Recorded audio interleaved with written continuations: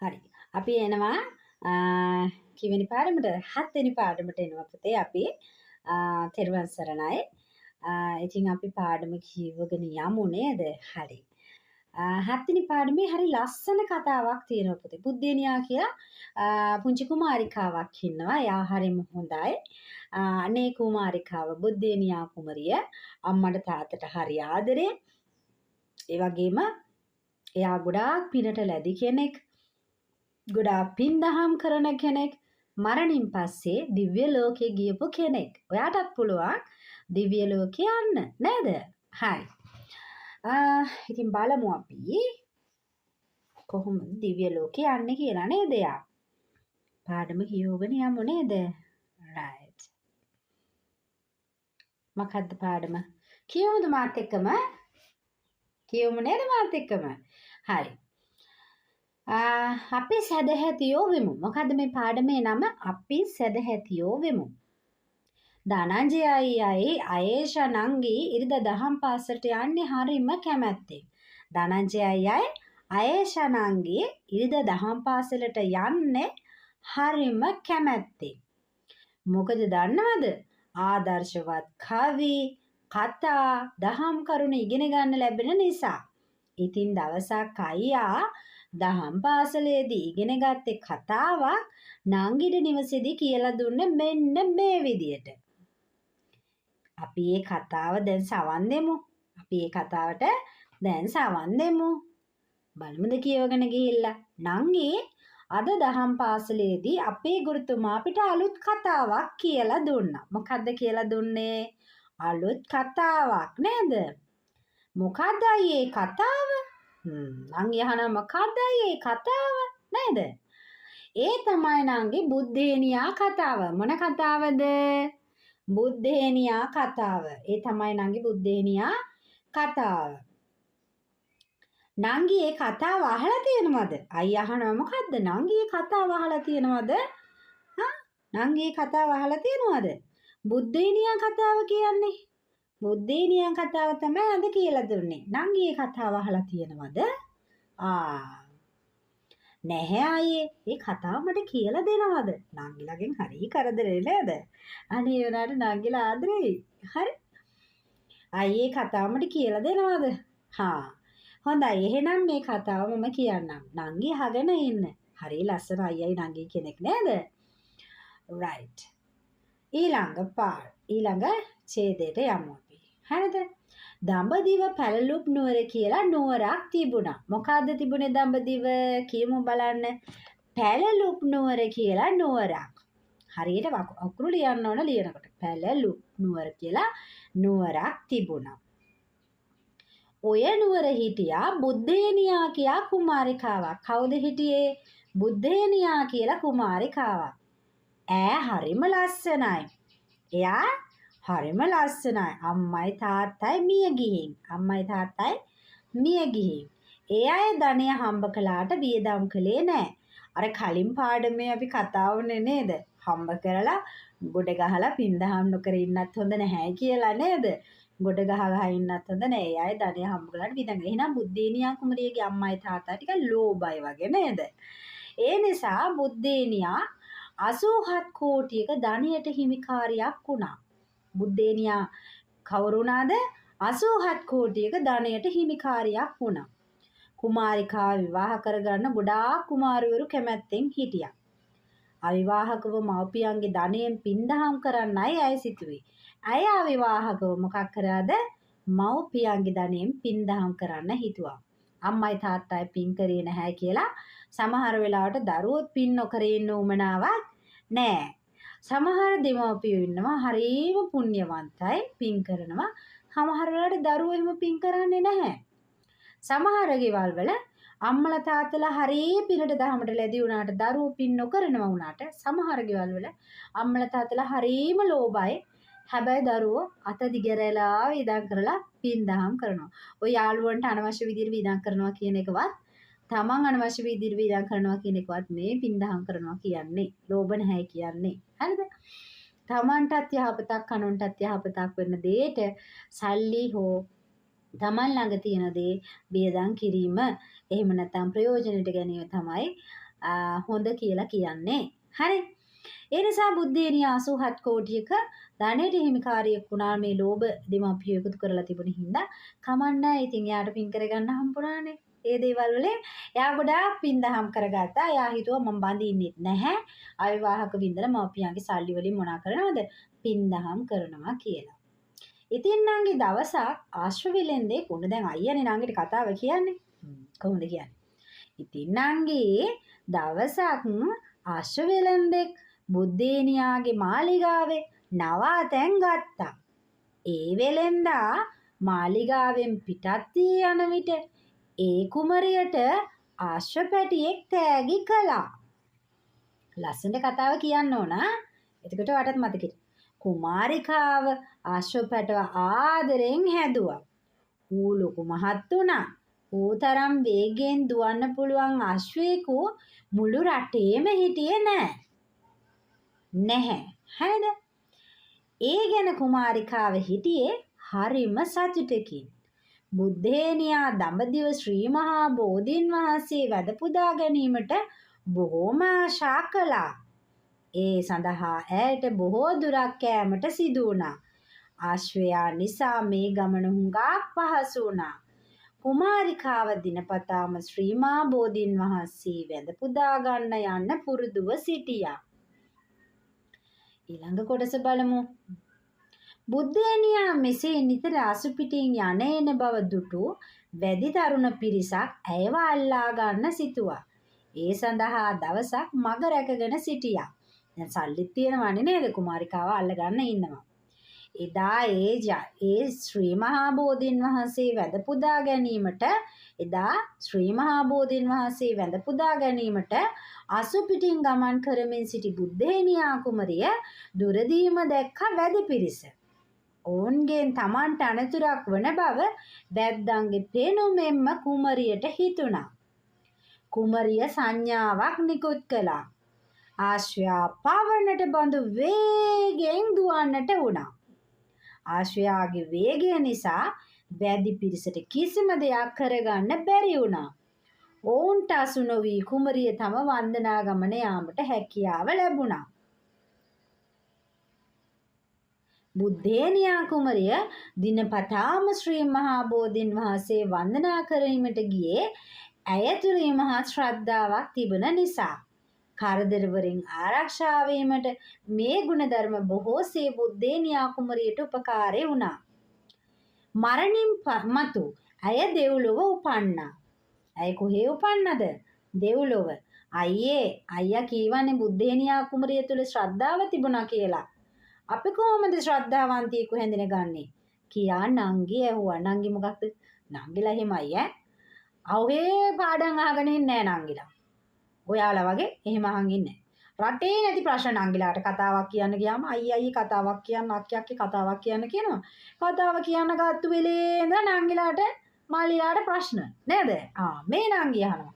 අයියා කියවනේ බුද්ධේනියා කුමරිය තුල ශ්‍රද්ධාව තිබුණා කියලා. අපි කොහොමද ශ්‍රද්ධාවන්තියෙකු හැඳිනගන්නේ කියා නංගි ඇසුවා. ඔන්න දැන් අයියා කියනවා. අයියා කියනවාද? අහගෙන යනවා දැන් මම කතාවක් උච්චිය දුන්නා. මොන විකාරයක්ද මේ ආයි ප්‍රශ්න අහන්න ආවා. එහෙම කියනවද? නෑ එහෙම කිව්වේ නෑ. කොහොමද කිව්වේ? නංගි සදහැවතුන් තුල පවතින ගුණාංග 3ක් තියෙනවා. මොකක්ද තියෙනවද? ගුණාංග 3ක් තියෙනවා. ඒ ගුණාංග බුද්ධේනියා තුලත් තිබූ බව ගුරුතුමා අපට පෙන්වා දුන්නා. මොනවද ඒ ගුණාංග? සද්ද නැතුව ඉන්නම නෑ නේද නංගි සදහවතා බුදුරජාණන් වහන්සේ රහතන් වහන්සේලා භික්ෂූන් වහන්සේලා වැනි සිල්වත් ගුණවත් උතුමන් ඇසුරු කරන්න කැමතියි. දැන් සිල්වත් ගුණවත් උතුමන් ඇසුරු කරන්න කැමතියි. කවුද සිල්වත් ගුණවත් උතුමන්? බුදුරජාණන් වහන්සේ, භික්ෂූන් වහන්සේලා, කවුද? රහතන් වහන්සේලා. හරි පිළිවෙලට කියන්නේ. බුදුරජාණන් වහන්සේ, රහතුන් වහන්සේලා, සිල්වත් උතුමන්, සිල්වත් භික්ෂූන් වහන්සේලා කියන අය සිල්වත් උතුමන් කියලා කියනවා. ආයි කියමු බලන්න. බුදුරජාණන් වහන්සේ, රහතන් වහන්සේලා, භික්ෂූන් වහන්සේලා වැනි සිල්වත් උතුමන් ඇසුරු කරන්න කැමති. ඇසුරු කර උන්වහන්සේලාගේ බණ අහන්න කැමති. මසුරුකම් දුරු කර පින්දහම් වල යෙදෙනවා. මසුරුකම් දුරු කරලා පින්දහම් වල යෙදෙනවා. අනේ දෙන්න බෑ අයියෝ වැඩියෙන් දෙන්න බෑ චුට්ටක් දෙමු එහෙම කියන්නේ නෑ. පුළුවන් උපරිමෙන් දීලා පින්කම් වල යෙදෙනවා. මසුරුකම් දුරු කරලා තියෙන දීලා ඉවර වෙලා මේ මං දුන්නේ එක එයා බිමට දාලා එයාට මම දුන්නේ අඳුම මේ වෙන එක්කෙනෙකුට දීලා එයාට මම පෑනක් දුන්නකෝ ඒක දීලා අශනීට දුන්න පෑන යශනීට දීලා ඒ වගේ ඈ ඒක නැත්තම් කියනවා වියඟට දුන්න පෑන කාටද මේ සිතුලිට දීලා වගේ අන්න ඒ වගේ කාට හරි දුන්නා එහෙම අල්ලගෙන දෙන්න එපා දන් දෙන්නකොට මසුරු නැතුවනේ දෙන්නේ එයා ඒක දුන්නට පස්සේ එයා ඒක පාවිච්චි කරත් ඒක බිමට දැම්මත් ඒක කාට හරි දුන්නත් ඒක කෑවත් කමන්නේ අපි හොයන්න ඕනේ නෑ ඒ ගැන නේද අපි දීලා ඉවරයිනේ නේද හොඳයි දැන් නංගි කියන්න බලන්න ශ්‍රද්ධාවන්තයාගේ ගුණ තුන මොකක්ද මොනවද කියලා අන්න හොඳ අයියා කෙනෙක් නංගිට පාඩමක් කියලා දෙනවා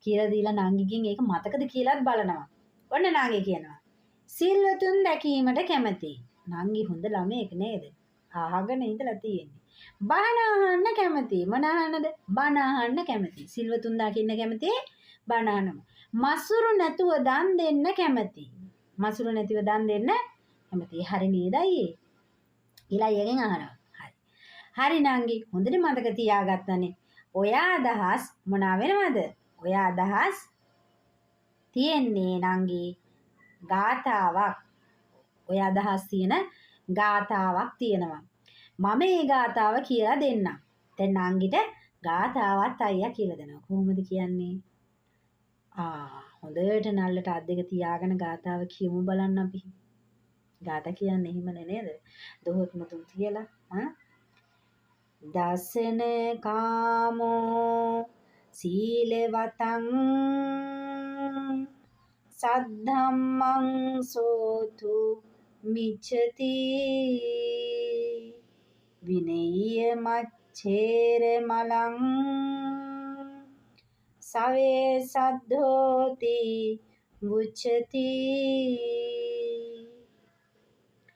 දැන් අන්න එහෙම නල්ලට අද තියලා කියන්න ඕන ගාථා ටීචර් නම් ඉතින් ලොකුවට තාලට කියන්න දන්නේ නැහැ ටීචර් වයසට ගිහිල්ලා නේද පුංචි ඔයාලා ලස්සනට මේක කියන්න ඕනේ හරිද සිල්වත් උතුමන් දකින්නට කැමති නිබඳව සඳහම් ඇසුමට කැමති මසුරු නැතිව දන් දීමට කැමති සදහැ ගුණය ඇති බවයින් කියවෙයි ඔයාට පුළුවන් මේක ලස්සනට කියන්න මට වඩා හරිද පාඩමේ තියාගන්න ඕනේ අපිත් බුද්ධේනියා කුමාරිකාව වගේ සදහෙන් කටයුතු කිරීමට පුරුදු පුහුණු වෙමු බුද්ධේනියා කතාව කියලා දුන්නට අයියට තෙරුවන් සරණයි නංගිටත් තෙරුවන් සරණයි බලන්න කොච්චර හොඳ දරු පැටව දෙන්නේ නැද්ද කියලා ඔයාලත් එහෙමයි ඔයාලත් හරිය හොඳ ගුණ යහපත් දරුවෝ ඉතින් ඔයාලත් අම්මා තාත්තා කියන දේ අහනවා පිනට දහමට ලැබෙයි නේද අපි බලමුද ක්‍රියාකාරකමත් සදහවතාගේ ලක්ෂණ තුන මතකයෙන් ලියන්න මොකද්ද මතක නැත්තම් අර කරුණු තුන අර කවිය හැරි ලියන්න ඕන සිල්වත් උතුමන් දැකුමට කැමති නිබඳව සඳහම් ඇසුමට කැමති මසුරු නැතිව දන් දීමට කැමති සදහැ ගුණය ඇති බවයින් කියවෙයි සිල්වත් උතුමන් හැටියට සැලකෙන්නේ කවුද බුදුරජාණන් වහන්සේ රහතන් වහන්සේලා තව කවුද භික්ෂූන් වහන්සේලා බණ ඇසීමෙන් ලැබෙන ආනිශංස ගැන ගුරුතුමා සමග සාකච්ඡා කරනවා අමෝ දැන් අපි කතා කරේ නේද බණ අහනකොට කොච්චර දේවල් අපිට ලැබෙනවද බණ අහන්න ආසෙ හිතෙනවා අපිට මේ කේන්ති යනවද බණ අහනකොට දැන් අපිට කියනවානේ මේ දේවදත්ත හාමුදුරුවෝ ගලපිරලපු එක උනත් අපිට හිතෙනවාද එයාට ගිහිල්ලා ගහන්න කරන්න එහෙම හිතෙන්නේ නැහැ අපිට හිතෙනවා අනේ පව් නේද පව් කරගන්න මේ මනුස්සයා කියලා අනේ මනුස්සයා ගැන අනුකම්පාවක් හිතෙනවා නේද? දැන් එහෙම නෙමෙයිනේ. ඔයාලා බලන කතාවක අර ගිහිල්ලා අර මොකක් හරි කතාවක තිබුණොත් අපි කියමුකෝ ගංගුලි තලුගුලි කියලා හරි මොකක් හරි කතාවක් තියෙනවා කියලා. ඕන් එයා ගිහිල්ලා තව එක්කෙනෙකුට ගහනවා. හරි දැන් ওই ළමයි බලන කතා තියෙනවනේ ඔය එක එක කතා මට කියන ඒවා ඇහිලා තියෙනවනේ හරි. එයා ගිහිල්ලා තව එක්කෙනෙකුට ගහනවා. ගහනකම් බලන් ඉන්නවා. හරි ගහන කියලා බලන් ඉන්නවා. තේරුණාද? ඒතර එයා සැම්පත් වෙලා නෑ හැබැයි බණ අහනකොට එහෙම හිතනද? බණ අහනකොට නරක වැඩක් කරන මිනිස්සෙක් මේ එහෙම කරනකොට ගහන්න කියලා හිතවද? නෑ ගහන්න කියලා හිතෙන්නේ නෑ. අනේ මේ බලන්නකෝ මේ මිනිස්සු අපාය යන්නනේ හදන්නේ. අර ඒ වගේ අනුකම්පාවක් දැනෙනවා. තේරුණාද? බණ අහනකොට හොඳම ලොකුම ආනිසංසයක් අපිට ලැබෙනවා මෙලොවදීම පුතේ. මොකද්ද? අපි තැම්පත් වෙනවා. තැම්පත් වුනහම අපිට අපි කරන දේ හොඳට හරියටම කරගන්න පුළුවන්. ඉගෙන ගන්න පාඩම් මතක හිටිනවා නේද? තැම්පත් සිතින් පාඩම් කරාම අම්මා තාත්තා කියන දේ වුවම අම්මා තාත්තා අපිට ගොඩක් ආදරය කරනවා. ගුරුවරු කියන දේ වුවම ගුරුවරු අපිට ගොඩාක් හොඳින් උගන්වනවා. කොහොමද ගුරුවරු උගන්වනවා තමයි. නමුත් හොඳට කීකරු ළමයට පුංචි කතාවක් කියන්න. ඕගොල්ලන්ගේ පන්තියේ ඇති ගුරුවරිය පස්සෙම යන ළමයෙක්. ඒ ළමයට ගුරුවරයාත් හරිම ආදරේ ඇති. ඔයාට හිතෙනවා ගුරුවරයාට එයා හැරෙන්න වෙන කෙනෙක් නෑ කියලා. ඇත්තටම කතාව ගුරුවරයා යාට වැඩියෙන් ආදරේ නෙමෙයි යා වැඩියෙන් ගුරුවරයාට ආදරේ කරලා. ඉතින් යාට ඉරිසියා කරන්න නෙමෙයි ඔයා කරන්න ඕන. ඔයා කරන්න ඕන. ඔයත් ගුරුවරයාට ආදරෙන් ගුරුවරයා කියන දේ කරලා ගුරුවරයා දැක්කම ඕනසනේ නැගිටලා ඒ වතාවක් කරන්න ඕන. තේරුණාද? ඒකට අම්මට තාත්තට සලකන එකත් එහෙමයි පුතේ. අපි බණ අහනකොට අපිට ඇහිච්ච මේ හොඳ දේ අපේ අතින් ඉබේම කෙරෙන්න පටන් ගන්නවා. අපිට ටික හිත තැම්පත් කරගෙන ටික අපිට හොඳ මාර්ගයට යොමු වෙන්න පුළුවන් වෙනවා. ඒ විතරක් නෙමෙයි. මොකද්ද? තවත් දෙයක් වෙනවා. අපි යන තැනකට මේ කුසලය මේ පින අරගෙන ගියාම අපිට අපාගාමී වෙන්නේ නැහැ. හැබැයි බණ ඇහුවට මදි. අහන බණ පිළිපදින්නත් ඕන. සින්දුවක් තියෙනවනේ පුතේ. බණ අහන රටක් බණ කියන රටක් කියලා කියනවා නේද? බණ අහන රටක් බණ කියන රටක්. අපේ ලංකාව තරම් ලෝකෙම නෑ කියලා කියනවා පුතේ. දවසක පුංචි ඔයාලට පුළුවන් නම් ඔය කවිය ඇතුළට බණ පිළිපදින රටක් ලංකාව තරම් මේ මුළු ලෝකෙම නෑ කියලා කරන්න. ඒක තමයි ඔයාලා ජීවිතේ දිනලා අනිත් අයටත් ජීවිතේ දිනන දෙන හයිය. ඔයාට පුළුවන් නම් පුංචි ඔයාට පුළුවන් නම් බණ අහන කියන රටක් කියන තැනට බණ පිළිපදින රටක් කියලා පදයක් එකතු කරන විදියට වැඩ කරන්න. බණ ක්‍රියාවට නගන්න. අහලා විතරක් නැතුව ඔයාට පුළුවන් මේ ලෝකේ මේ ලංකා මාතාව එකම ළමයෙක්ට හරි පුළුවන් වෙයි සලසවන්න. තේරුණාද? ඒ කියන්නේ පුතේ බණ අහලා පිනිපැද්දාම අපිට ආනිසංස ලැබෙනවා වගේම අපි ආවට ඉන්න අයත් හොඳ මාර්ගයට යොමු වෙනවා. කල්යාණ මිත්‍රයෝ ආශ්‍රය කරාම මොකද වෙන්නේ පුතේ? නේද? පාව මිත්‍රයෝ මොකද කරන්නේ? අපි පන්සල් යන්නේ නැද්ද? අනේ බෑ අපි යන් අන්න අර තියෙනවා සල්පිලක් කියලා ඇදගෙන යනවා. අපි පන්සල් යන්න හදන්නේ. මේ අද පාටියක් තියෙනවා යන් කියලා ඇදගෙන යනවා පාප මිත්‍රයෝ. හැබැයි බණ අහන මේ කල්යාණ මිත්‍රයා මම පන්සල්ට යනවා. මම සල්පිලට යනවා. නෑ අනේ අද පන්සල් යන් වුණා පස්සේ සල්පිලට යන්න. එක්කගෙන යනවා. බණ අහන කෙනෙක් තමනුත් යහමගට ගිහිල්ලා ආනිශංස කුසල රැස් කරගෙන පින් රැස් කරගෙන අනුන්වත් එක්කන් යනවා. තව කුසල රැස් කරගන්නවා. අනුන්ටත් යහපතක් කරලා තමනුත් යහපතක් කරගන්නවා. තේරුණාද? ඊට පස්සේ කියනවා මොකද? දන් දීමේදී යටපත් කරගත යුතු අකුසල චේතනා තුන ගුරුතුමාගෙන් අසා දැනගන්න. මොකද්ද? ලෝභ, දේශ, මෝහ. තේරුණාද? ලෝභ, ද්වේෂ, මෝහ. ඊළඟට අපේ අන්තිම ප්‍රශ්නය මොකද්ද පුතේ? 5 වෙනි ප්‍රශ්නය. ඔබ කරන හොඳ වැඩ 5ක් ලියා පෙන්වන්න. ඔබ කරන හොඳ වැඩ 5ක් ලියා පෙන්වන්න. ඔයා කරන හොඳ වැඩ ගොඩාක් තියෙනවා නේද? මගේ පැටව කරන හොඳ වැඩ ගොඩාක් තියෙනවානේ.